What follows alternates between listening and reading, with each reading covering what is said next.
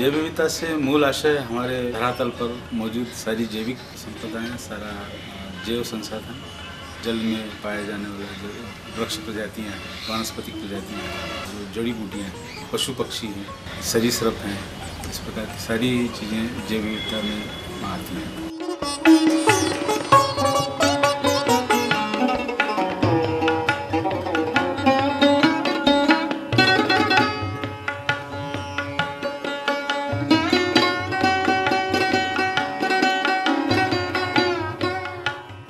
सरकार ने 2002 में एक जैव विविधता संरक्षण कानून बनाया है। आउटसाइडर्स की जो गांव के रिसोर्सेज हैं उन तक एक्सेस और उनकी बेनिफिट को शेयर करने का कोई मैकेनिज्म बनाने का व्यवस्था दिया है। इसका मूल उद्देश्य इस अधिनियम को बनाने का ये था कि गाँव में जो जैविक संपदा मौजूद है उसका संरक्षण गाँव में रहने वाले लोगों के हित में किया जाए ताकि उनको लंबे समय तक उससे सतत आय की प्राप्ति हो सके। इंस्टीट्यूशनल फ्रेमवर्क के तहत लाने के लिए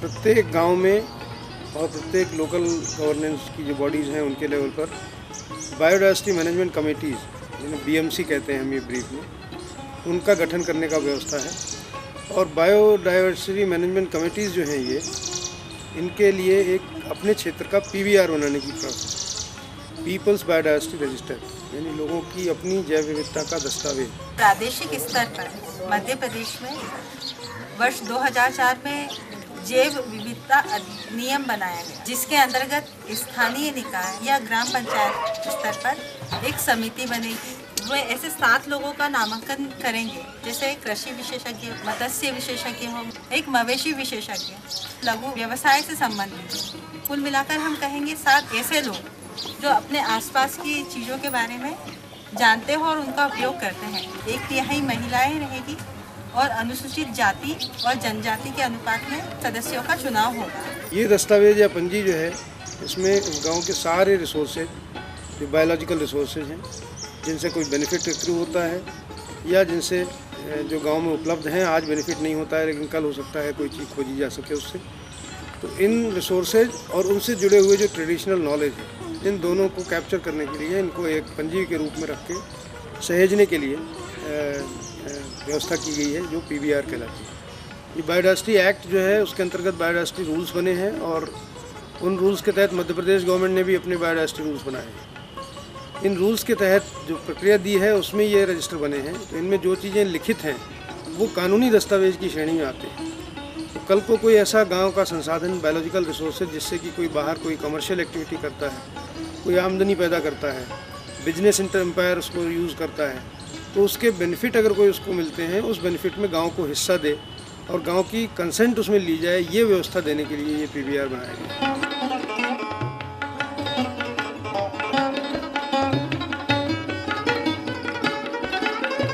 दो गांव में अभी हम लोगों ने बनाए हैं, एक ग्वालू गांव है, एक राजपुरा करके, दोनों इंदौर जिले के गांव हैं। ग्राम पंचायत राजपुरा की मैं सुशीलाबाई सरपंच हूँ। पिछले बार यहाँ पर समिति का संगठन करा था, वो समिति किसी को नहीं पसंद आई, तो फिर हमने दूसरे नाम दर्ज करे। हाँ, हमने जाके बताया, पहले सरपंच साहब से मिले, उनको बताया कि यहाँ पे जैव विविधता प्रबंधन समिति का हमको गठन करना है। तो उनको जैव विविधता के बारे में समझाया कि जैव संसाधन में सारे आपका कृषि, पालतू पशु, वन्य प्राणी, वन्य वनस्पति, ये सभी सम्मिलित है जैव संसाधन। इसलिए उनको पहले समझाना पड़ा कि जैव संसाधन क्या है, तो इसकी रक्षा करने का भी मतलब आप लोगों के ऊपर ही दायित्व है इस समिति के माध्यम से, कि जो ये जड़ी बूटियाँ विलुप्त होती जा रही है, लोग बिना उसके, बिना अनुमति के ले जा रहे हैं पास वाले गांव या पास वाले शहर से, या कहीं दूर से आके लोग वहाँ से ले जा रहे हैं, तो उसकी रक्षा करने के लिए आपके यहाँ समिति का गठन आवश्यक है। इसमें अध्यक्ष मेवालाल जी को बनाया, ग्राम उमट के। उसमें 7 सदस्य हैं। पहली समिति यहीं से बनी और दूसरी गवालू, कोई भी बीज, पत्ती, कोई जड़ी बूटी, ये भी यहाँ पर जंगल में हो तो ये सदस्य से पूछ के ले जा सकते हैं। 31 दिसंबर 2012 को जैव विविधता प्रबंधन समिति के गठन ग्राम गवालू में किया गया है। इसी जैव विविधता प्रबंधन समिति का मैं अध्यक्ष तारासिंह धार से हूँ और यह समिति इसलिए हमने गठित की है कि हमारे गांव की संपदा जैसे जंगल से लकड़ी है, गोंद है, धोली मूसली है, आंवला है, नीम की पत्ती है, सीताफल की पत्ती है, शहद है, ये सारे लोग बाहर ले जा करके इसका व्यवसाय करते हैं और हम लोग इस चीज़ से वंचित रह जाते हैं। ये समिति अब हमने इसलिए बनाई है कि इसके लिए सारे हम जागरूक होकर के अब इन चीज़ों पर हम रोक लगाएंगे। ये सारी चीज़ें लोग बाहर ले जाते हैं और ये काफ़ी उपयोगी चीज़ें होती है। अब हम इस समिति के माध्यम से सारे लोग इसमें जागरूकता ला करके और गांव में भी जागरूकता हम फैलाएंगे इस चीज़ों के, अपन को इन चीज़ों पे रोकथाम करना है क्योंकि ये चीज़ें अपने लिए काफ़ी उपयोगी है। अगर हमारे यहाँ पर्याप्त है तो हम उसे दे पाएंगे और अगर वह ख़त्म होने वाली है तो हम उसे नहीं देंगे। अगर ये चीज़ भी जैसे कम है तो पहले हम उसका उत्पादन बढ़ाएंगे और उसके बाद हम उसका निर्यात करेंगे तो बाहर के लोगों को देंगे। जन जैव विविधता प्रबंधन समिति बनाई है और इसका PBR हमने एक रजिस्टर तैयार किया है। इसमें सारी चीज़ें हमने दर्ज की है। सारे सदस्य और गांव के लोग हम पूरे जागरूक होकर के इन चीज़ों पर रोकथाम करेंगे या फिर इन पर टैक्स लगाएंगे, पर अब ये चीज़ें हम बाहर नहीं जाने देंगे। इसके अनुभवों को शेयर करना, उसको आगे समझना, गांव के लेवल के जो इंस्टीट्यूशन बिल्डिंग के प्रोसेसेज हैं, ये हमारे लिए बड़ी थ्रिलिंग एक्सपीरियंस भी रहा है। इसमें बड़ी सीखें मिली हैं और ये दूसरे लोगों के लिए भी काफ़ी उपयोगी है। इसमें स्पेशलाइज्ड स्किल टीम हमें चाहिए होती है जो हम लोगों ने इंदौर में बनाई थी।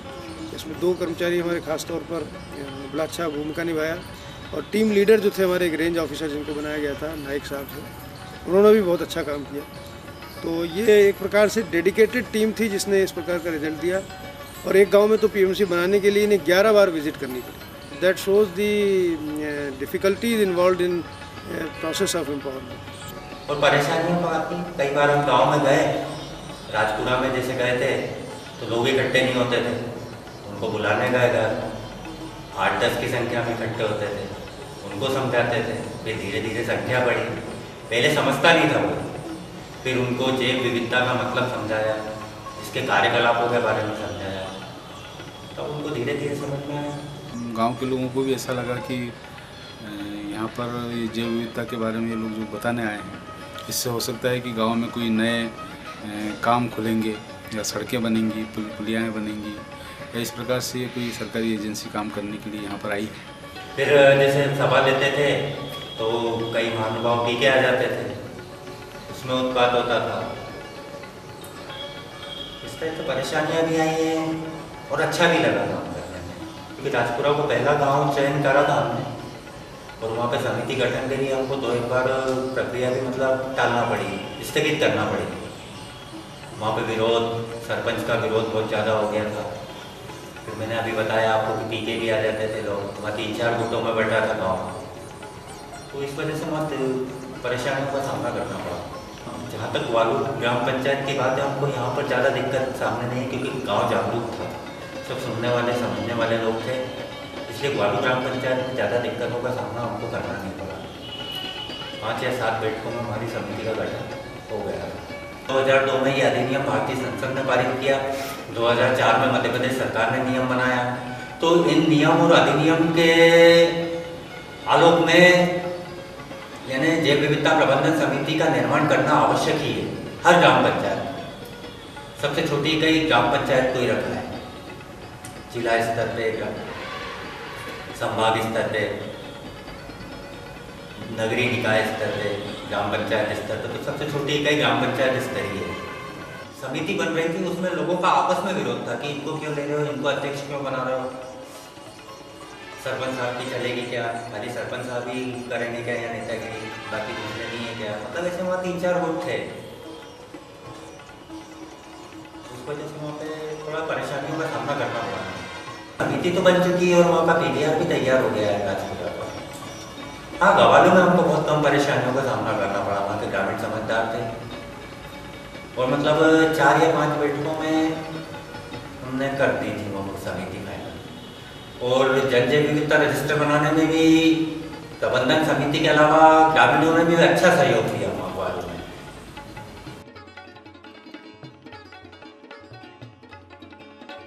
ये आवश्यक है कि हम गांव के लोगों की समय के अनुरूप वहाँ पर पहुँचे, जब वो हमें समय दे सकें उसके हिसाब से हम लोग वहाँ पे पहुँचे और उनको यह भी सुनिश्चित करें उनके लिए कि गांव की महिलाओं का और पुरुषों का दोनों का उस बैठक में आना अत्यंत आवश्यक है। और यदि यह उपस्थिति समान हो सके, 50% दोनों लोग 50% इकट्ठा हों तो बहुत ज़्यादा अच्छा हो। सबसे पहले तो इसमें ये कहूँगा कि वहाँ वर्दी पहन के लिया, क्योंकि वर्दी आम जनता से थोड़ी सी एक छेटी रखती है। नंबर दूसरी बात, जहाँ अपन बैठक कर रहे हैं वो सार्वजनिक स्थान होना चाहिए, किसी का घर वगैरह नहीं होना चाहिए। नंबर तीसरी बात, जिस ग्राम पंचायत में जा रहे हैं वहाँ के प्रभावशाली व्यक्तियों से पहले संपर्क स्थापित करके उनको अपना उद्देश्य बताना चाहिए। जैसे सरपंच है, सरकारी टीचर है, पशु परिचारक है, पटवारी जी हैं, ये लोग सब जानकार रहते हैं वहाँ, तो ये लोग अच्छी जानकारी वहाँ की दे सकते हैं। जैसे हम गांव के लोगों से अपेक्षा करते हैं कि वो लोग किसी प्रकार से वहाँ पर बैठक में न्यूसेंस क्रिएट ना करें, इसी प्रकार से हमें भी हमारी टीम जो वहाँ गांव में जाती है इस प्रकार का सर्वेक्षण करने के लिए, उसको भी इस बात के लिए अवेयर रहना चाहिए कि गांव में जाकर के किसी प्रकार की अभद्रता या किसी प्रकार की ऐसी प्रलोभन वाली बातें गांव के लोगों से न करें, इस प्रकार का भाषण न करें वहाँ पे, जिससे कि गांव के लोग कंफ्यूज हों या किसी प्रकार से हमारे प्रति यह भावना रखें कि हम वहाँ पे किसी प्रकार का कोई रोजगार लेके जाएंगे।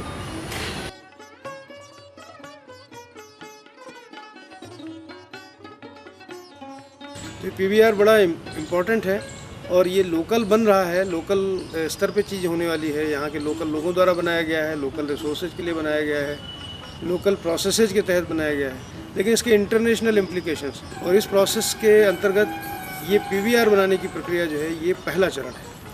तो इस गांव के पीवीआर को हम लोग इसी रूप में देखते हैं, राजपुरा के और ग्वालू के पीवीआर को, और we are thankful to the biodiversity board Madhya Pradesh जिसने ये चैलेंज हम लोगों को दिया, और इस रूप में देखते हैं हम कि ये बड़े पैमाने पर इसको रिप्लिकेट करने की आवश्यकता है। तो हम जो कर सके हैं या जो हम लोगों ने ये प्रोसेस किया है, इसको देखते हुए चाहेंगे कि इसको बड़े पैमाने पर लागू करने के लिए एक बड़ी रणनीति बने, क्योंकि अन्यथा गांव पे अभी इस चीज़ की समझ बहुत कम है और अभी लोग इसको समझ नहीं पा रहे हैं कि पीवीआर बनने से क्या होगा। इसीलिए जब पीवीआर बन गया है अभी एक 2 गाँव का, तो इनके अनुभवों से सीखना और इनको अप स्केलिंग करना एक बड़े एम्पावरमेंट के प्रोसेस का हिस्सा देखा जाए।